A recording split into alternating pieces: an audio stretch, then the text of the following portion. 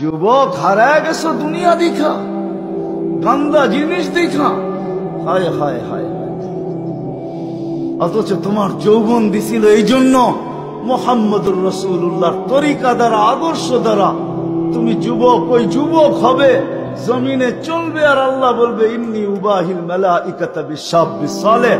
তোমাকে দেখায় আল্লাহ বলবে আমি তোমাকে নিয়ে ফেরেশতাদের উপরে গৌরব। তুমি কি পাপ করেছো, কি অন্যায় করেছো? তুমি জানো না আমার রব কত মেহেরবান, তিনি কত দয়ালু, তিনি ভালোবাসার আধার, তিনি করুণার আধার। তোমার পাপ অন্যায় যদি হয় খালের পানির সমান, বিলের পানির সমান, আমার আল্লাহর দয়া সাগরের পানির সমান। তোমার পাপ আর অন্যায় যদি হয় পাহাড়ের সমান, আমার আল্লাহর ভালোবাসা আর দয়া হচ্ছে আকাশের সমান। তুমি যদি তওবার মতো তওবা করতে পারো, ক্ষমার মতো ক্ষমা চাইতে পারো, চোখের পানি ছেড়ে, চোখের পানির বড় দাম, চোখের পানির মধ্যে বিশাল কারিশমা, এটা আল্লাহ খুব পছন্দ করে। 2 ফোঁটা পানি আল্লাহ পছন্দ করে। এক, জিহাদের ময়দানে শহীদের গা বেয়ে ঝরে পড়া রক্তের ফোঁটা। 2 হচ্ছে অনুতপ্ত বান্দার চোখের পানির ফোঁটা। 20 মিনিটে 10টা কল দিছে বন্ধু, সেই বন্ধুর প্রতি অভিমান করছে, কেন কলটা ফিরাইলি না, কেন ধরলি না? আমার মালিক যদি বলে শনিবার থেকে আজকের বৃহস্পতিবার পর্যন্ত এত বড় মাইক দিয়া শুধু এক মসজিদে না, চতুর্দিক থেকে একসাথে আমি আমার আজানের আওয়াজ শুনাইছি, বান্দা কেন আমি একটা সেজদা পেলাম না? আরে বাপ, জানোস না বাপ কি পরিমাণ কষ্ট পাবি বাপ, জানোস না?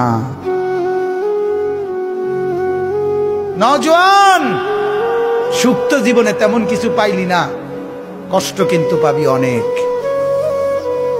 নারীর পিছনে পড়ে খুব বেশি কোনো সুখ কেউ পাও নাই, আমরা জানি, আমরা বুঝ আছি। মোবাইলে চাইয়া, নর্তকী চাইয়া খুব বেশি কোনো আনন্দের কিচ্ছু নাই, আমরা একটা বুঝ আছে, আমরা আইডিয়া আছে, আমরা একেবারে চিড়া খাই না। রং তামসায় খুব বেশি সুখ পাওয়া যায় না,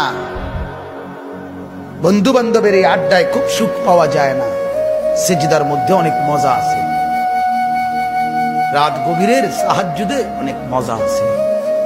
ভাই আপনি স্মরণ কাউকে রাখেন, আপনি আজকে মরে যান, খোদার কসম 1 মাস আসবে মানুষ, 2 মাস আসবে, 1 বছর পরে আপনার পুরো কবরটা উইরান হয়ে যাবে, আপনার কবরের প্রত্যেকটা বেড়াগুলো পচে যাবে, মাটিগুলো ধসে যাবে, ওখানে নতুন করে গাছ বের হবে, একদিন লেভেলটা সমান হয়ে যাবে।